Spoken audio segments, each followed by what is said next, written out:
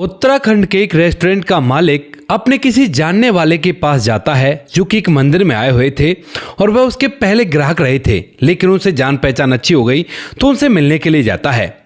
मंदिर में जाकर उनसे मिलता जुलता है और जैसे मंदिर से बाहर निकलता है तो अचानक से मंदिर की सीढ़ियों पर उसे एक भिखारन बैठी हुई दिखाई देती है, जिसे देखते हुए एक बार तो वो आगे निकल जाता है, लेकिन फिर अचानक से जब गौर से उसे देखता है तो उसके बाद यहाँ से भागा दौड़ा जाता है और अपने रेस्टोरेंट में जाकर जहाँ पर उसका काउंटर था ना, वहीं पर एक स्टिकर लगा हुआ था जो कि एक महिला का फोटो था और जिसके नीचे एक नंबर लिखा हुआ था। अब जैसे ही वो उस नंबर को देखता है तो उसके बाद महिला के फोटो को देखकर फौरन से उस नंबर पर फोन मिला देता है और कहता है कि भाई साहब, आप जिसे ढूंढ रहे थे ना, पक्का तो मैं नहीं कह सकता लेकिन 80% शक्ल उससे मिलती है और वो यहीं के एक मंदिर पर भीख मांगा करती है। इस बात को सुनते ही जिसे वो फोन करता है वो भी एकदम से भागा दौड़ा वहां से उत्तराखंड के लिए निकल देता है। कौन थी वह महिला और कौन उसे ढूंढ रहा था और क्यों वो यहां पर भीख मांग रही थी, 2015 की ये बात है। तो आइए जानते हैं पूरी कहानी को। राजस्थान के अंदर एक नए पति पत्नी की शादी होती है और शादी भी क्या, वो एक तरह से लव मैरिज को अरेंज मैरिज में बदला था। दरअसल यहाँ पर एक लड़का होता है जिस लड़के का नाम सतीश होता है और सतीश की रिश्तेदारी में से ही एक लड़की होती है जिसका नाम होता है देविका। देविका और सतीश एक शादी के अंदर मिलते हैं और वहां पर दोनों जब एक दूसरे को देखते हैं तो वे एक दूसरे को पसंद करने लगते हैं और उनका रिलेशन भी ऐसा था कि वहां से उन दोनों की शादी हो सकती थी। तो दोनों अपने अपने घर वालों को बताते हैं और जो घर वाले होते हैं वो भी दोनों के आपस में परिचित थे, तो वो लोग भी शादी के लिए बिल्कुल भी मना नहीं कर पाते हैं। दोनों की शादी हो जाती है और शादी होने के बाद वो लोग एक साथ अपने जीवन को अच्छी तरह से व्यतीत करने लगते हैं। लेकिन जो देविका है वो बहुत ज़्यादा घूमने के लिए कहा करती है और उनकी शादी हुई थी 2010 में। तो 2010 से धीरे धीरे करके 2013 आ जाता है और 2013 तक बार बार जो देविका है वो अपने पति से घूमने के लिए कहा करती है कि कभी पहाड़ों में चलते हैं घूमने के लिए, वहाँ पर गर्मियों में ठंडी का एहसास होता है और वहाँ पर चलेंगे घूमने के लिए। तो इस बात को सुनकर 2013 में जो सतीश होता है वो अपनी पत्नी देविका को लेकर केदारनाथ के लिए निकल जाता है। लेकिन आप सभी लोगों को याद होगा कि 2013 में केदारनाथ में क्या मंजर हुआ था। तो उसी दौरान जब 2013 में केदारनाथ वो लोग घूमने के लिए जाते हैं तो वहीं पर बहुत भारी भरकम फ्लड आ जाता है और उस फ्लड के चलते पति पत्नी दोनों ही अलग हो जाते हैं। हजारों लोग एक दूसरे से अलग हो गए थे और बहुत से लोग तो आज तक भी वापस नहीं लौटे हैं। तो उन्हीं में से जो पति होता सतीश वह तो रह जाता है और उसकी पत्नी जो देविका थी वह उस पानी के बहाव में बह जाती है और उसके बाद जो सतीश होता है उसे खूब ढूंढता है पागलों की तरह। हर जगह जहां पर भी लोग इकट्ठा हुए थे यानी कि बहकर जैसे नीचे आ गए तो उन्हें देखता ढूंढता अपनी पत्नी को, लेकिन उसे उसकी पत्नी कहीं भी नहीं मिलती है और लगभग 15 से 20 दिन तक वो वहीं पर इधर उधर घूमता रहता है कि कहीं भी मेरी पत्नी मिल जाए, क्योंकि वो उससे सच्चे दिल से सच्चा प्यार किया करता था। लेकिन पत्नी नहीं मिलती है और उसके बाद वह वहां से वापस भी आ जाता है और उसकी पत्नी का डेथ सर्टिफिकेट भी उसे मिल जाता है। लेकिन जो लड़का होता है उसे आस थी, उसे उम्मीद थी कि जरूर उसकी पत्नी मिलेगी और इसीलिए वह हर महीने में 1-2 बार वहां पर जाया करता और अपनी पत्नी को ढूंढने की कोशिश किया करता। उसी दौरान वह कई ऐसी जगहों पर जाता है जहां पर खोए हुए को ढूंढा जाता था, खोया पाया केंद्र में, और वहां पर जाकर भी पता करता है और अपना पत्नी का फोटो और उस फोटो के पीछे नंबर लिख देता है कि अगर ये कहीं आपको मिल जाए तो मुझे फोन कर देना। लेकिन वहां से भी कोई उम्मीद उसे नहीं मिलती है और धीरे धीरे वो उत्तराखंड के ज्यादातर उन जगहों पर जहां पर उसकी पत्नी के मिलने की संभावना थी सभी जगहों पर बार बार जाता है और वहां पर अपनी पत्नी का फोटो और साथ में नंबर हर जगह देकर आता है। लेकिन धीरे धीरे समय बीता और समय के साथ साथ 1 साल हो जाता है। 2014 आ गया था लेकिन अभी तक उसकी पत्नी का कोई भी अता पता नहीं था। घर वाले कहने लगते हैं कि बेटा आप दूसरी शादी कर लो, तुम्हारी पत्नी का डेथ सर्टिफिकेट भी सरकार ने बना दिया है, अगर कोई उम्मीद होती तो वो भला ऐसा क्यों करते।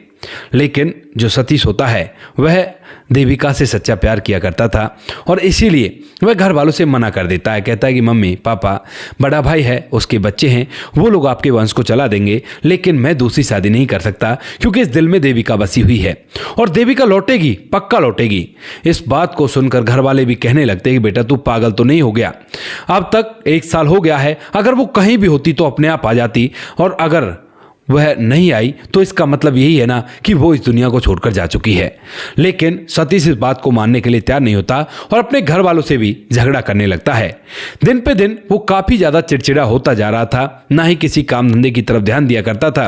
वो बस घर में ऐसी चुपचाप सा पड़ा रहा करता और केवल अपनी पत्नी के बारे में सोचा करता, और जैसे तैसे कहीं से भी उसको थोड़े बहुत पैसे हाथ लग जाया करते तो वह दोबारा से उत्तराखंड निकल जाया करता और वहां पर जाकर अपनी पत्नी की तलाश करने लगा करता।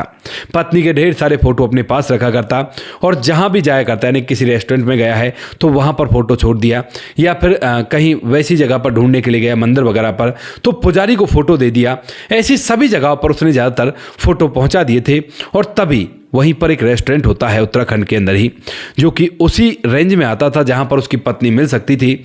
और उस रेस्टोरेंट पर भी लगभग 1 साल बाद, यानी कि 2014 में वो एक फोटो छोड़कर जाता है और उसके सामने हाथ जोड़ते हुए कहता है कि भैया बस इस फोटो को देखकर अगर ये महिला तुम्हें कहीं दिखाई दे तो मुझे फोन कर देना। अब जो रेस्टोरेंट का मालिक होता है वो थोड़ा सा ऐसा था कि भाई उसे नई नई बातें सुनने का बड़ा ही शौक होता है, तो पूछने लगता है कि भैया कौन है ये? तो वह कहता है कि ये मेरी पत्नी है। पूछने लगता है कि अब तुम इसे ढूंढ क्यों रहे हो, क्या हुआ, कहाँ बिछड़ गई, कैसे हुआ? तो उसके बाद वह पूरी बात बताता है और इसे सुनने के बाद रेस्टोरेंट का जो मालिक होता है उसकी आंखों में आंसू आ जाते हैं। इसी वजह से ये एक सेलो टेप लेता है और उस सेलो टेप पर उसका नंबर भी लिख देता है और साथ में उस लड़की का फोटो भी लगा देता है और उसे जो मंदिर होता है उसके नीचे चिपका देता है ताकि फोटो कहीं भी ना जा सके। और वो कहता है देखो भाई, मैंने यहाँ पर लगा दिया है, अगर मुझे कभी भी तुम्हारी पत्नी जैसी दिखाई दी या कोई भी मिला तो मैं फौरन से तुम्हें फ़ोन कर दूंगा, तुम चिंता मत करो।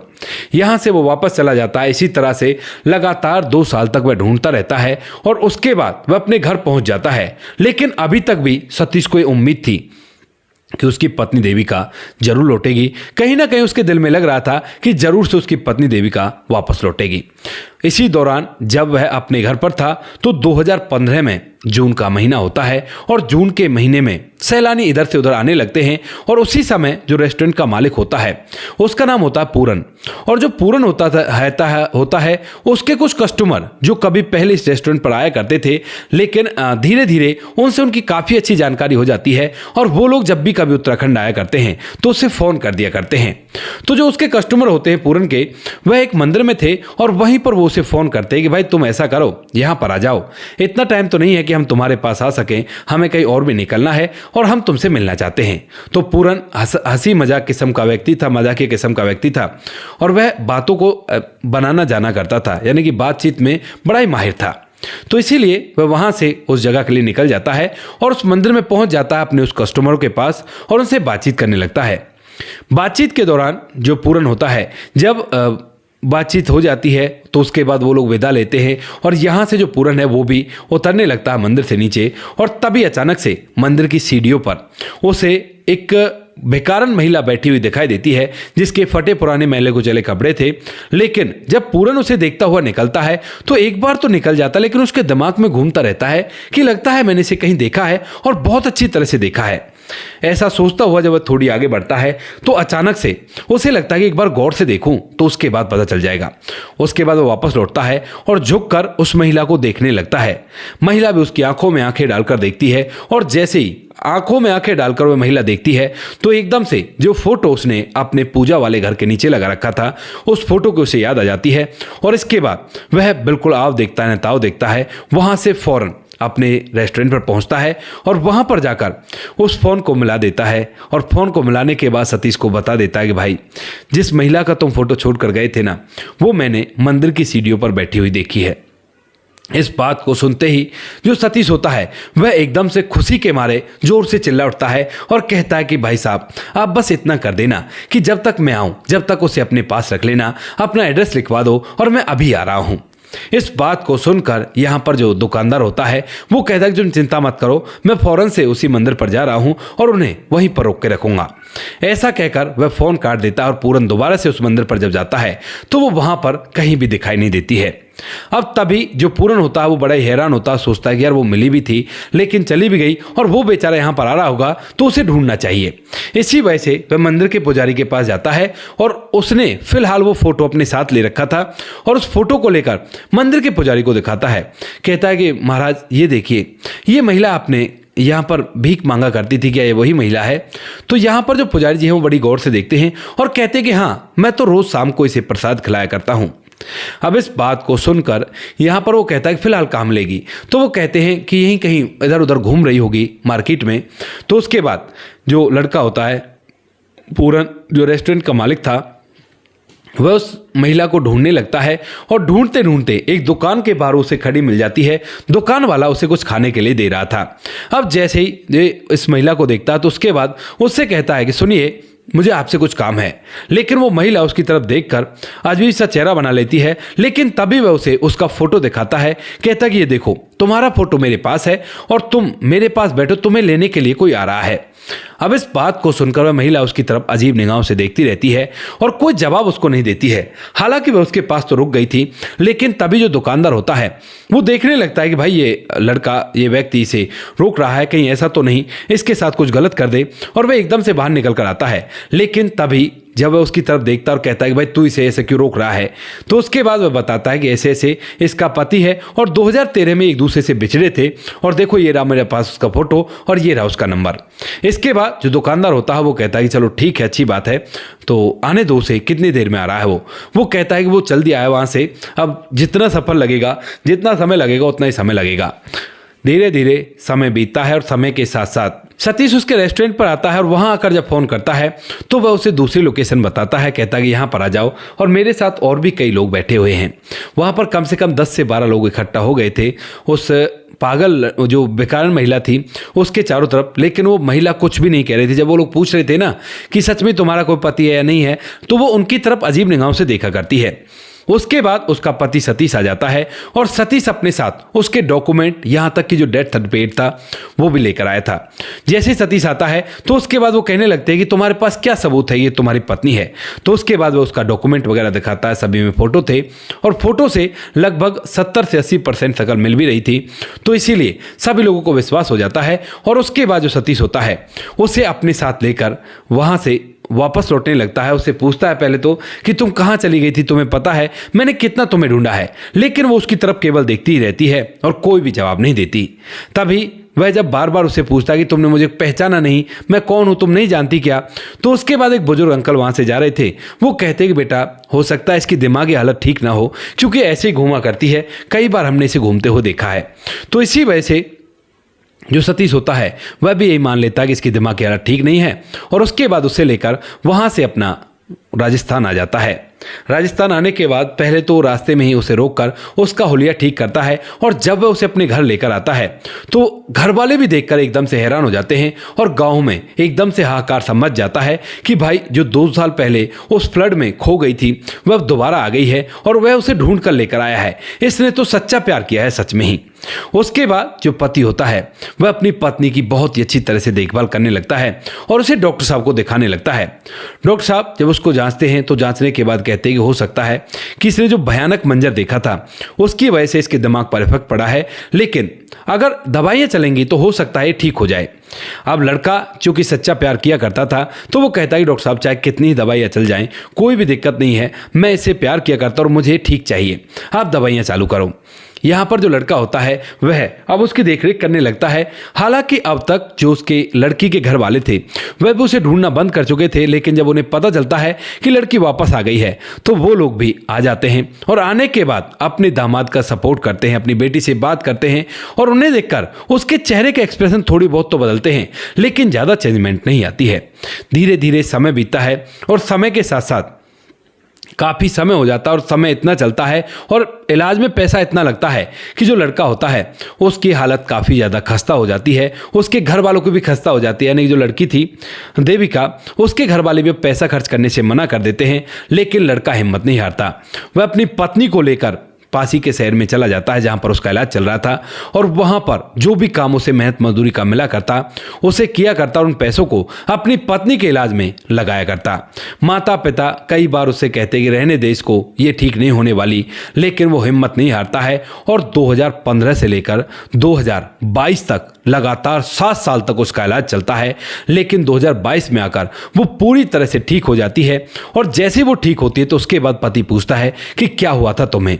तो उसके बाद जो देविका है वह बताती है अपने बारे में, कहती है कि जब वो सब कुछ घटना मेरी आंखों के सामने हुई थी तो और उसके बाद जब मुझे तुम अपने आसपास नहीं दिखाई देते हो तो उसके बाद मैं काबली बाबली सी हो जाती हूँ और इधर उधर चीख चीख कर तुम्हें आवाज़ लगाने लगती हूँ और मैं सोचती हूँ कि मेरा पति तो चला गया। अब न जाने उसी समय मुझे ऐसा कुछ होता है कि उसके बाद मैं ना तो घर पर आ पाती हूँ ना ही कुछ कर पाती हूँ, यानी कि मेरी दिमाग की हालत शायद उसी समय खराब हो गई थी।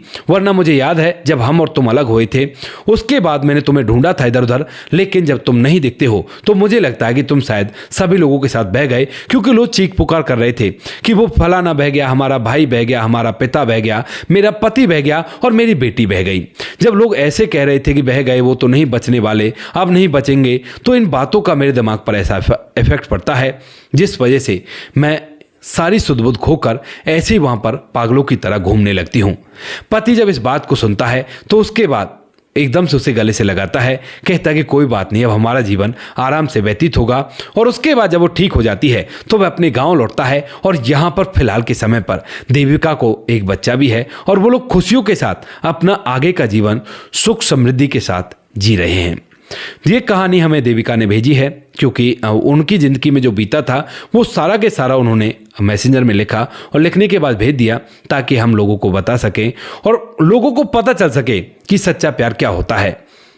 क्योंकि आज के समय में सच्चे प्यार के तो मायने बिल्कुल ख़त्म से हो ही गए हैं, क्योंकि लड़कियां प्यार करती हैं, प्यार करके शादी करती हैं और शादी करने के बाद भी अपने पति को धोखा दे जाया करती हैं, या पति ऐसे होते हैं कि प्यार करके, यानी कि जैसे कल मैंने एक कहानी सुनाई थी जिसके अंदर जो पति होता है उससे लड़की अपने घर वालों के खिलाफ होकर शादी कर लेती है, लेकिन जब पत्नी बीमार हो जाती है तो उसके बाद पति उसे छोड़कर चला जाता है और 3 साल बाद जब पत्नी ठीक हो जाती है अपने घर वालों के पास जाकर तो उसके बाद उससे माफ़ी मांगने लगता है, लेकिन पत्नी ने भी उसे बड़ा अच्छा सबक सिखाया था। आप लोग देख सकते हो मेरे चैनल पे पड़ी हुई है। तो इस तरह के प्यार को दूर करने के लिए ये पति का प्यार आपको कैसा लगा कमेंट सेक्शन में ज़रूर बता दें। वीडियो अगर अच्छी लगी तो वीडियो को लाइक और चैनल को सब्सक्राइब जरूर करें ताकि हमें थोड़ा सा हौसला मिल सके आप लोगों के लिए ऐसे अच्छे वीडियो बनाने के लिए। इन कहानियों को सुनाने का उद्देश्य किसी को परेशान करना बिल्कुल भी नहीं है। ये कहानी आपको इसलिए सुनाई जाती है ताकि आप लोग इन कहानियों में से कुछ ना कुछ सीख सको और अपने जीवन में उस चीज़ को अप्लाई कर सको। मिलते किसी नेक्स्ट वीडियो नए टॉपिक के साथ, तब तक के लिए जय हिंद, जय भारत, जय हिंदुस्तान।